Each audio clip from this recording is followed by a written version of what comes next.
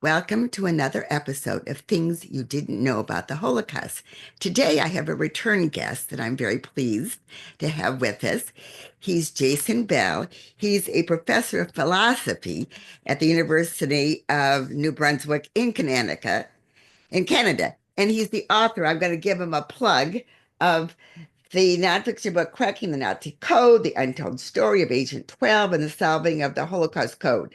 Now, we spoke about some of the information in this book last time. Now he's come to us to tell us about Operation Sparrow, which I had to look up. So take it away, Jason. Well, thank you very much for inviting me on your show again. So I'm in the midst of writing this book now. It's going to be coming out with HarperCollins in the States in the fall of 2026. So Operation Sparrow is about an American Special Forces mission that went into Hungary in March 1944, and it had multiple purposes, but a key ideas were to get the Hungarians to switch from the Axis side to the Allied side. And so the Hungarians had agreed to begin a new war front against the Nazis.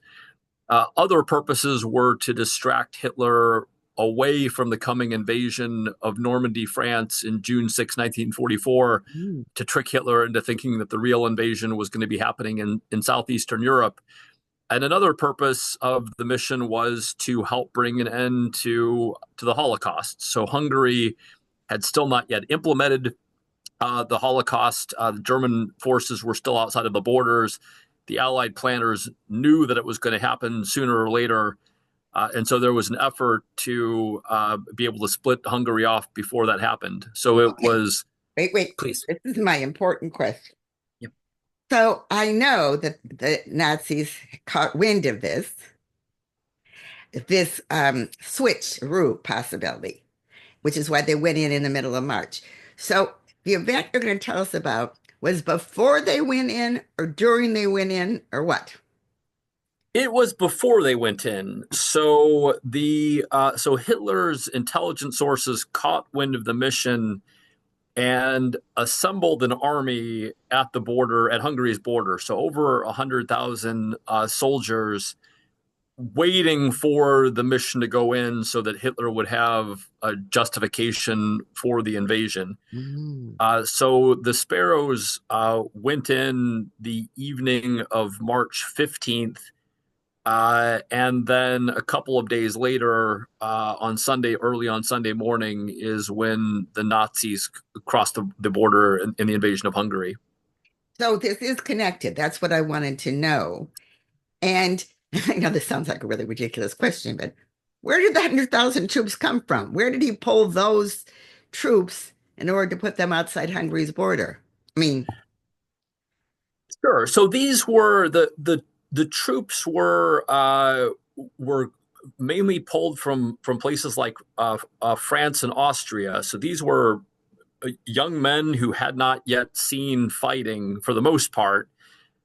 So they were reserves, and they were pulled from places where they were more urgently needed. So this was at a point where there were active hostilities going on.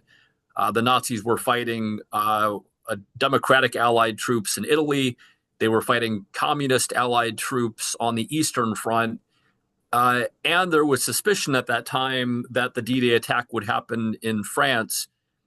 So it was a major effort by the Nazis to pull these troops off of what would have been the front lines and towards Hungary. okay, wait a second. I know people are going to start to say, wait, democratically aligned troops in Italy. So just to rewind a little, Mhm. do you want to talk about it or should I tell my layperson's understanding of what happened in Italy? So Italy was part of the Axis with Mussolini, and then things he was deposed right by the king, and then Italians surrendered to the Allies, and Hitler said, "No, you can't surrender," etc., etc. So at this point, though, by 44, some parts of Italy have been uh, liberated. Is that right? That's correct. So there was a battle going on. Allied progress had been fairly rapid up until they hit the Nazis' Gustav Line. So there was an Italian mountain chain that effectively halted the Allied advance. That, along with bad weather, so there were stormy skies, which kept the Allied airplanes grounded. Allied armor couldn't move around very much. And the Germans at that point still commanded a lot of firepower. So for months on end, the Allied invasion was stuck at the Gustav Line. And that's when the Sparrow mission took off from a port city in Italy to go into Hungary and to get Hungary to switch sides in the Okay, conflict. just a second. First of all, that Gustav line, which I have no idea what it means, but it's south of Rome, right? That's correct. I know because the person who cut my hair for many, many years comes from a village near there, and his family had to go hide in the caves during that uh, period of time. So now, which Italian city, and whose idea was this? In other words, was this Eisenhower's, Patton's? Tell us that story. Well, so the idea was originally a British idea. So it came from the SOE, this Strategic Operation Executive Of Britain, of the UK.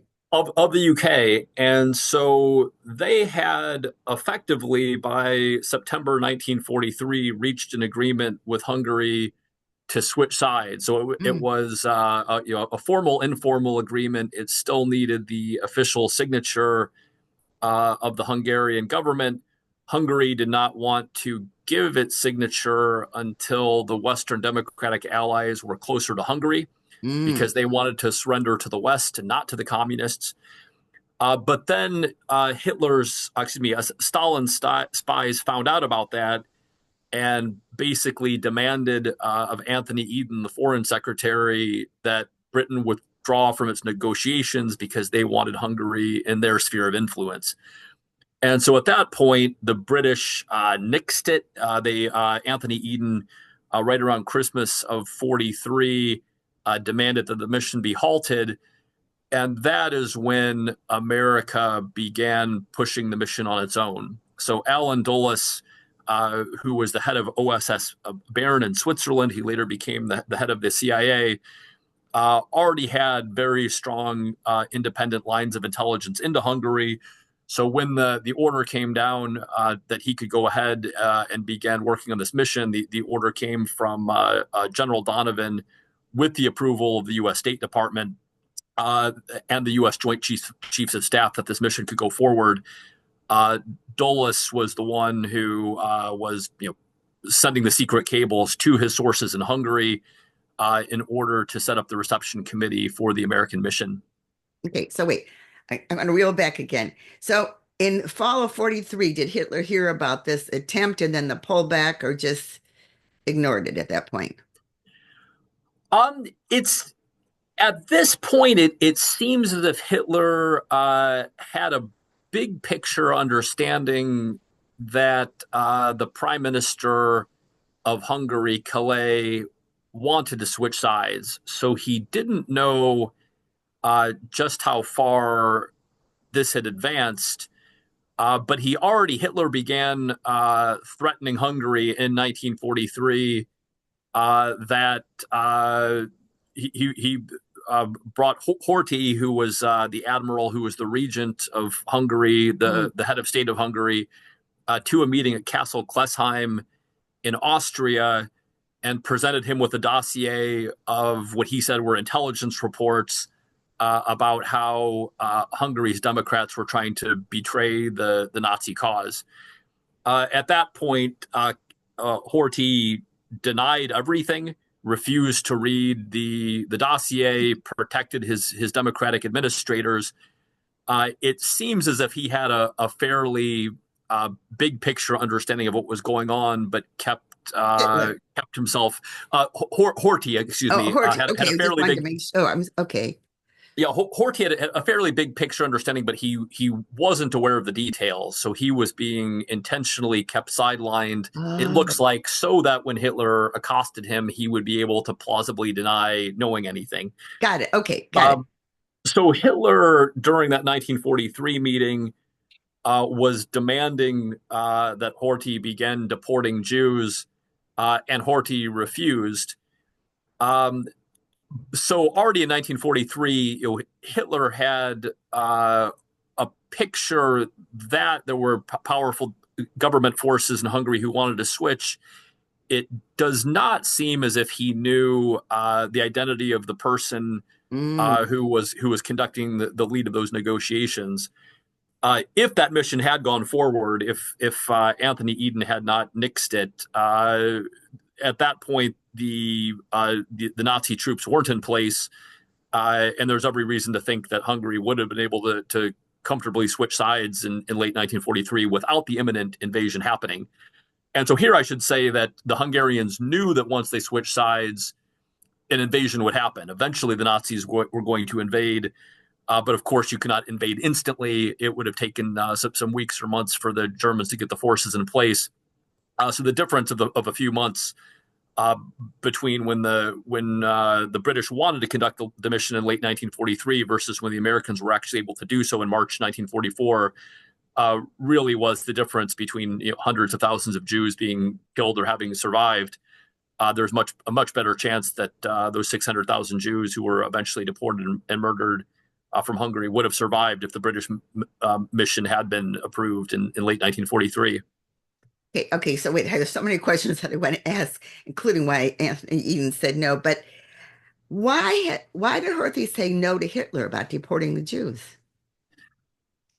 Well, so Horthy at that point saw Hungary's Jews as Hungarian citizens. So he had what might be called by Axis standards uh, a moderate anti-Semitism.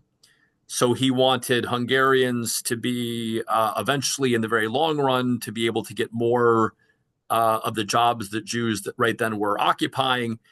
But he was not himself independently thinking that Jews should be put in concentration camps or that they should be being murdered. Uh, and so during the war on the Soviet front, there had been a Jewish labor battalion put together and sent to the east, and that those Jews were decimated by Soviet artillery fire. And so, in this 1943 meeting at Castle Klesheim, where Hitler demanded the deportation of the Jews, he was talking to Horthy about the Jews being bacteria and so forth and so on, and demanding more Jews be sent to these labor battalions. And Horthy, not picking up on the subtext, complained about the atrocious loss of life that were faced by the Jewish labor battalions that had been on the Eastern Front. And so at that point, Hitler and his the leading architects of the Nazi Holocaust realized they just shouldn't be talking to this guy anymore. So at that point, Hitler stopped even talking to him in this coded language about Jews being bacteria, and just started lying to Horthy about wanting to move Jews into labor battalions. But Hitler added the lie that next time the Jews would be sent to labor battalions far from the front lines. So he would move them west rather than east in order to convince Horthy to go through with this. But still, Horthy was refusing. He saw himself as the shepherd of his people, and acting on his government's advice, was trying to keep Hungarians, both Jewish and Aryans.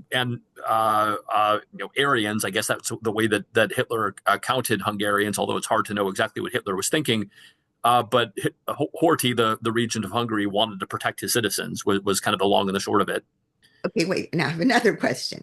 Hungary did fight in the beginning. Is that correct? So could you just quickly tell us when did Hungary's army have to fight for Hitler against who? Sure. So Horthy and Hungary had sat out the very beginning part of the aggression on the advice of Admiral Wilhelm Canaris, who was Hitler's intelligence chief and who hated Hitler. So Hitler had tried to talk Hungary into being part of the initial carving up of Czechoslovakia. Canaris had told them to sit out the invasion. Then the West backed off of defending Czechoslovakia, and then Hitler approached Horthy again with the promise that if Horthy and Hungary signed on to the Axis, they would get lands returned to them that had been taken away in the post-World War I peace. So the Versailles Treaty hit Germany. The Trianon Treaty hit Hungary. The Trianon Treaty was far, far worse for Hungary than Versailles was for Germany. So Hungary lost immense parts of its territory, its access to the sea, large numbers of its citizens, and they just wanted to get their land back again. So this was the political position that united absolutely everybody in Hungary, from the far left to the far right to the center. Everybody wanted Hungary to be made whole again. Hitler, without saying anything to Horthy about racial cleansing or anything else, got Horthy to sign on the line with the promise of getting these lands back again if Horthy committed troops to invading the Soviet Union. So the troops went in as part of the surprise invasion Operation Barbarossa. June 22nd, 1941. Keep going. And so what ended up happening is they got absolutely slaughtered. The Hungarian troops, they were used to defend, excuse me, they were used to cover retreating German forces. Lightly armed infantry units of the Hungarians were being put into battle against tank divisions of the Soviets. So it was an absolute bloodbath. And that in 1942 is when Hungary started trying to back out of the war. They had not wanted to sign up for a big invasion of the Soviet Union. They just wanted to get their local territories back again. And from that point, that's when Hungary began actively trying to get out of the war with these secret emissaries that were being sent to Britain and to America. While meanwhile, the Hungarian industry was working to slow down deliveries to Germany. But at this point, they were functionally caught. So their best troops were off on the Eastern Front. Hungary was demanding their return, but Hitler simply refused the orders and kept the Hungarian troops there under German command. And knew full well what he was doing, that this was kidnapping and blackmail, that if Hungary did not step up the effort, that the German high command would keep on sacrificing these Hungarian troops. But Hungary refused to budge. So Hitler's ultimatum was, I'll be nicer to you if you start handing over the Jews. But Horthy, when he was in control before the German invasion, consistently refused to make those handovers. Okay. Now, I seem to remember that something happened to him in the Arrow Cross or something. That's right. So with this invasion, so again, this was mid-March 1944, after the Americans went in, and this massive German invasion is launched. Horthy tried to resign, but Hitler threatened him that if he resigned, it would be even worse. So the Germans would authorize sending in Hungary's neighbors, the Romanians and the Croatians, and there was an ancient rivalry between those groups and the Hungarians. So threatening Hungary with a bloodbath if Horthy tried to resign. So Horthy agreed to stay on. He thought that he would be able to help preserve some semblance of Hungarian independence. But really, he was deceived in this. So the Gestapo enmeshed itself in Hungarian life and began deporting Jewish intellectual leaders as well as pro-democratic leaders, killing, murdering many of them, torturing others. There was a guard posted outside of Horthy's door. And yet, despite the fact that Horthy was extremely marginalized in a practical sense, he still commanded the loyalty of the Hungarian people and of the military. And finally, in the summer of 1944, he received reports that Hungarian Jews were being deported to their murders at Auschwitz. And at that point, Horthy demanded that the deportations end And for a while they did. And then in October of 1944, an emissary, a Catholic priest who was working for the Office of Strategic Services, named Agent Molly, was able to reach Horthy and said that Hungary simply needed to surrender at this point, and they needed to stop playing this game about which side they were going to surrender to. Hungarians had desperately wanted to surrender to the west and not the east, but Agent Molly said you just need to surrender, and that meant to the Soviets. And so Horthy got on the radio, announced the surrender, and then was immediately deposed by the Hungarian Aerocross Party, which began its own local exterminations of the surviving Jews. So these were the Jews of Budapest. However, they did not have the same organization that the SS had. And so they were able to murder a lot of Jews, throw their bodies in the river, but they were not able to accomplish what the SS had been doing up to that point, the wholesale deportation of the Jews to Auschwitz. So many of the Jews, a couple 100,000 of them, were able to survive in Budapest despite the Aerocross atrocities. Okay. Okay. Now, I mean, I could go on asking. Let's go back to March of 44 and the mission itself. So what happened? Well, so the mission flies in to Hungary as arranged. They are received as had been agreed upon. Wait, Uh, did they parachute in? that's correct. So they parachuted in The kind of just finish wasn't with this is her story is a totally different story, correct? She was they were ultimately related as being part of the same bodyguard deception operation. So the bodyguard deception operation, the first stage was to trick Hitler into thinking that the D-Day invasion was going to happen in Southeast Europe, spring of 1944. The second stage was to convince Hitler that the invasion of France was going to happen far east, to the Normandy beaches. So Sparrow was being organized or arranged in conjunction with a lot of other commando missions. Sparrow was the first to go in, but then there were further missions of Palestinian Jews who were aligned with the SOE, as well as other SOE missions consisting of Hungarian speakers, many of them who came from Canada. And the notion was Sparrow would go in first, Operation Sparrow mid-March, and they would set up the reception areas so that these more commando teams could go in. And it was going to be, it had, two possibilities. One of them was if the surrender was going to be neatly accomplished, these commandos were going to assist the Hungarians in the resistance against Hitler's invasion. If that didn't work, then these commandos would be able to set up sabotage operations, etc. So there was an A plan and a B plan. Of course, what ended up happening was the B plan, because Hungary was not able to surrender at that moment. So yeah, Sparrow goes in. The German troops had not yet entered the country, but at the moment that Sparrow went in, a German emissary showed up at the Budapest Opera House, where Admiral Horthy was hearing an opera, and demanded his immediate presence at Castle Klesheim, ostensibly to talk about Horthy's request to pull Hungary's troops from the Eastern Front. And so Horthy was nervous. He pulled his cabinet together. Some of them advised him that this was a trap.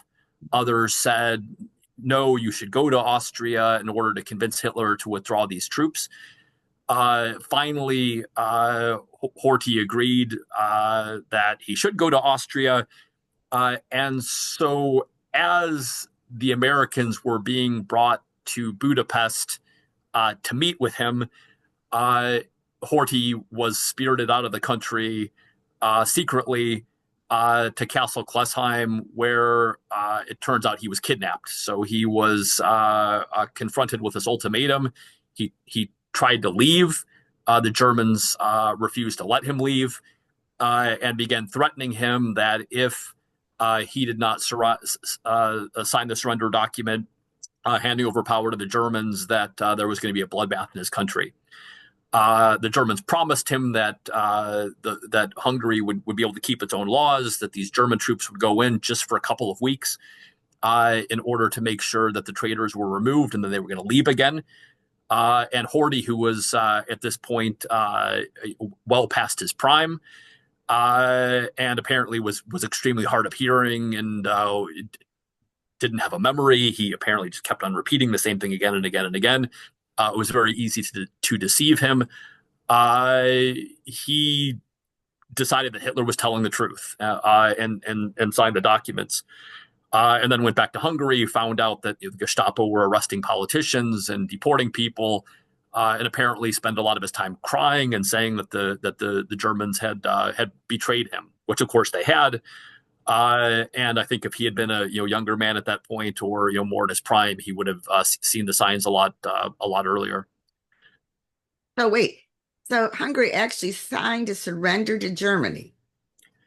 Well, they signed the document permitting the German troops to come in, and that wired back to the Hungarian generals that they should not resist. So Oh, the claim was that the Germans were coming in uh, uh, at Hungary's invitation. So technically, they did not think it was a surrender. So Horthy was being told that Hungary was going to get to keep its own laws. Functionally, it was a surrender document. What happened was the Nazi authorities went in, took over the key positions. So there was a Hungarian head of security and intelligence and counterintelligence. They got rid of him, replaced him with a pro-Nazi. The secret state police. This was replaced with a pro-Nazi. And so these were people then who had their offices next to Adolf Eichmann in the hills of Budapest to organize the deportation of Hungary's Jews. you just got to where I was going to ask.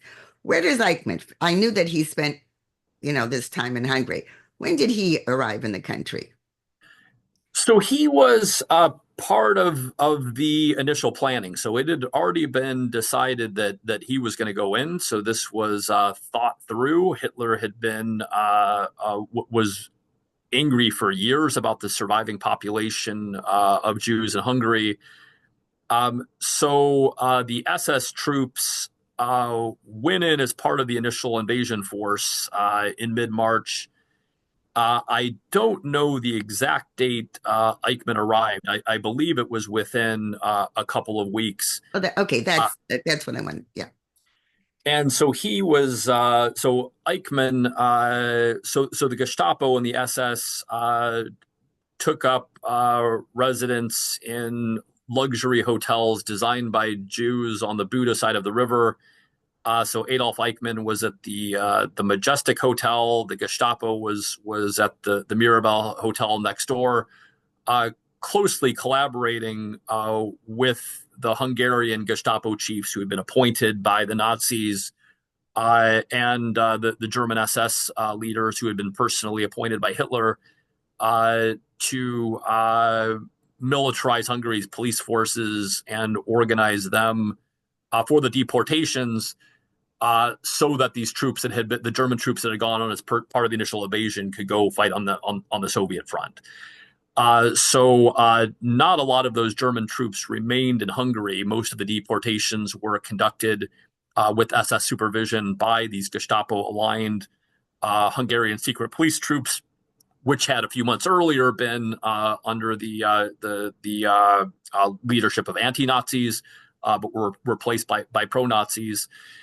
But meanwhile, even though there were not a lot of German troops that remained in Hungary, Hitler was convinced that that's where D-Day was going to happen. So there were millions of Axis troops in the southeastern theater under the command of General Maximilian Weichs. Meanwhile, General Rommel, who was tasked with defending the Normandy beaches, was not getting the troops that he wanted because Hitler was convinced that the real attack was going to happen in the southeastern theater. So we could say this helped with D-Day.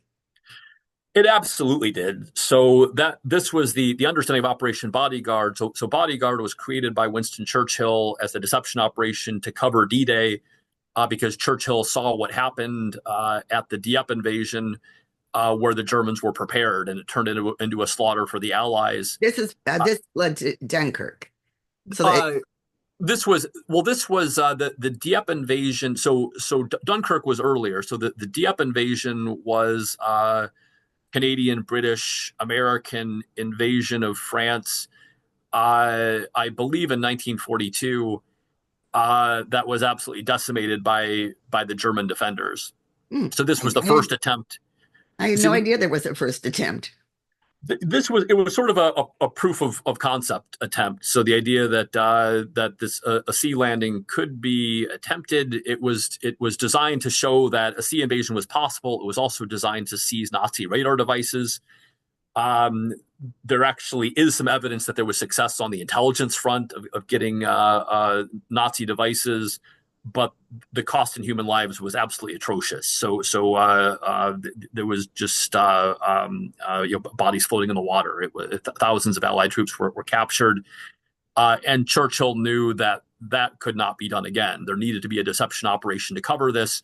So Operation Bodyguard, with the approval of the U.S. Joint Chiefs of Staff, at the end of 1943, the document was formalized in 1943, said the deception operation would trick Hitler stage one towards southeastern Europe, the Balkans and Central Europe. Stage two would be towards the Pas de Calais in France. And so functionally, what happened is there was only a light garrison through most of the Normandy beaches. The heavy forces were guarding Pas de Calais, southeastern Europe, and Norway. So this was the other part of the bodyguard operation. So if even only a couple 100,000 soldiers had been there in order to counter the D-Day force, D-Day wouldn't have worked. And instead, what happened is the Allies came in with complete air superiority. The Luftwaffe was elsewhere. The German planes were not. I think there were just a very small handful of German planes that were in place to strafe the Allied invasion. So functionally, what happened is this massive armada was able to get onto shore virtually unopposed. So there were something like 4,000 casualties or deaths the first day of the invasion, and we know from the films it was horrific. Yes, But that was I've stood in Normandy and looked down and said, you knew you were going to die when you got off, and you still got off. I mean, it's amazing. And this was with light garrison troops, so they had no air support. There were no German panzer divisions in place, and Rommel's whole strategy was that the D-Day invasion needed to be defeated while it was still in the water, because they knew that once they got on shore, it was going to be impossible to stop them. So even just light garrisons, of course, they had pillboxes and they had Yes, they those were had machine guns, etc. yeah, And, those. and so it was horrible what did happen. But if the Nazis had been there in force, hundreds of thousands of troops against 150,000 people vulnerable in trying to land, it would have been Dieppe all over again. The invasion would have been absolutely smashed. So the deception worked. And this is really the complicated legacy of Operation Sparrow, is that it worked in letting D-Day happen, and yet it was the beginning of the Hungarian Holocaust. So it's kind of a difficult pill to swallow, but I'm arguing in my book that the Hungarian Holocaust would have happened even if Operation Sparrow had not gone in. So the German troops were going to enter Hungary sooner or later. Hitler was waiting for the Soviet troops to get closer to the border. There was no reality in which Hungary could have remained perfectly independent, and the awful truth of it is that being able to save a couple 100,000 Jews was better than being able to save none of them at all. And at the end of the day, that's what happened. 200,000 Jews in Budapest were able to survive the war, whereas they were in other parts of Europe just absolutely cleared out. And the other thing is that Eichmann wanted to kill more Jews. So, I mean, I know that sounds, but you know what I'm trying to say? That I'm not so sure that even if all the history you said, he wouldn't have gone to Hungary and said, okay, now I've moved my operation over here, and this is what I'm going to do now. Absolutely. So they were the Germans were waiting for an excuse to go in. So there's a lot of documentary evidence that Hitler was furious about the survival of this Jewish community, nearly a million Jews living in Hungary. Um, uh, he found it intolerable. Hitler found this intolerable because these were Jews who were behind the front lines of the Soviet front. He did not want to get stabbed in the back, etc. Um, so he was going to go in sooner or later, and later would have been when the Soviets got closer to the eastern front of Hungary. At that point, Hitler was going to send troops in, and Hitler had a strange obsession with Hungary. So this was one of the places where he refused to let his generals retreat. It was the last major German offensive of the war was staged in Hungary. And as for why that is, it seems as if it's because Hitler's conception of the Hungarians was that they were Aryans. So they were an Aryan population in his imagination that were surrounded by Slavic populations. And so he didn't care much about those areas, but for reasons of his racist ideology, he really wanted to fight and preserve Hungary and was just absolutely obsessed with it. So weeks after D-Day happened, he remained convinced that D-Day was a feint, it was a trick invasion, and that the real invasion was still going to happen in southeastern Europe. So those troops stayed, these millions of Axis troops that were garrisoning the southeastern theater remained there well into July. So a month after the invasion started, before Hitler began authorizing pulling them back to fight in France. But at that point, it was too late. The Allies had established the beachhead that they needed. Okay, I'm trying.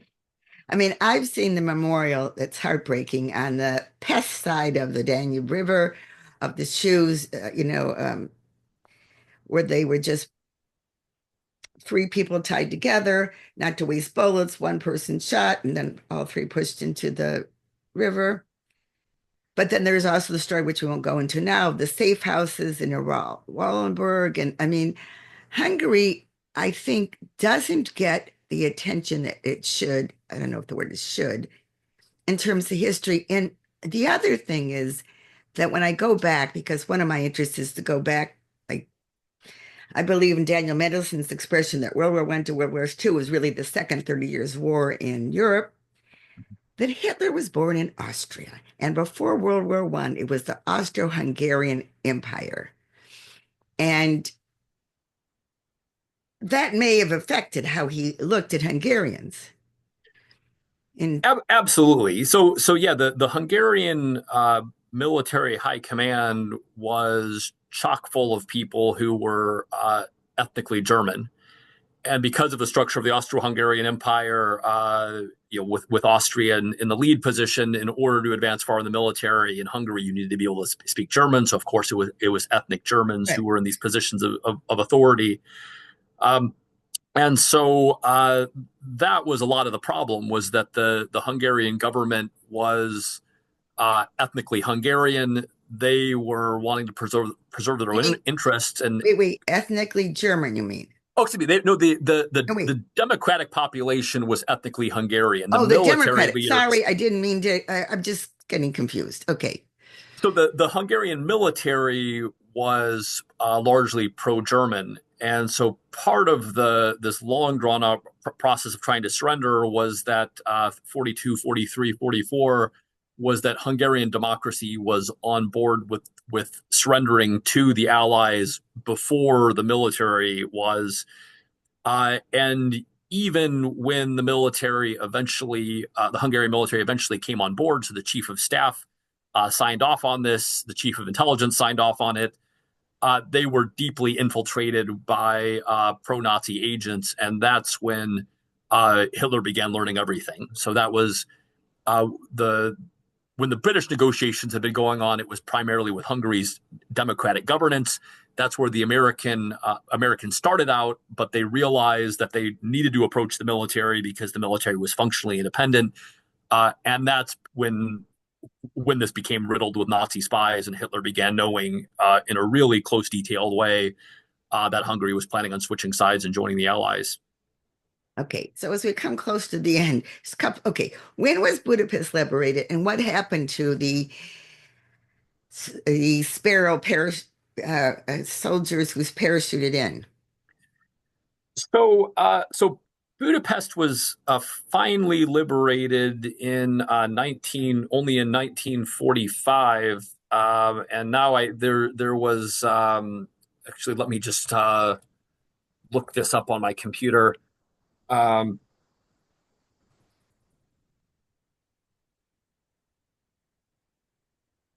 yeah, so the city only finally surrendered in February of 1945 after a brutal siege. They were liberated by the Soviets, which had, of course, had not been Hungary's initial hope. They wanted to join the Democratic West.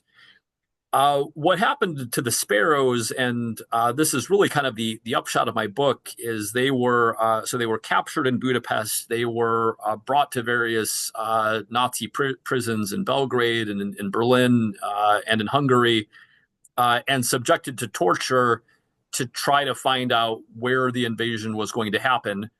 And the leader of the mission, Florimond Duke, who had been the head of Central Europe for the OSS, their intelligence division, so he was really high up. Uh, he knew that the invasion was not going to happen in the southeastern theater. He didn't know where it was going to happen because of compartmentalization. But during this Gestapo torture, he kept on hinting to them that the real invasion was going to be in the southeast. So he, along with an Allied heavy bombing campaign, which began in April 1944, so all the southeastern capitals were being severely bombed as a preparatory for D-Day, while Duke, totally ad-libbing this, was talking to the very top Gestapo interrogators. So this included the chief of the Gestapo and the Sicherheitsdienst in Budapest were interrogating him, and he was leading them on to believe that he was part of a mission. He was correct in saying that this was achieved by the Joint Chiefs of Staff and by the U.S. State Department, but he was falsely implying that this was indication that the invasion was going to happen there. So there is evidence that the Nazi intelligence that was covering the Western Front, this was Alexis von Runa's outfit, became convinced in April and May that the invasion was going to happen in the southeast. One of Hitler's top generals became convinced that 14 Allied divisions were on the way for this invasion, and so they began stocking this region in order to defeat this invasion.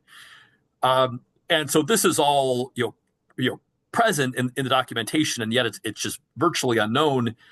And I'm speculating in my book that the reason it's unknown is because of Cold War politics. Mhm. The Soviets immediately began accusing the West of trying to take over in their sphere of influence. And so it became better for the OSS and the CIA just to remain silent about this. So what ended up happening is that the second stage of Operation Bodyguard has become the subject of movies and films, etc. The first stage has just gone virtually unknown.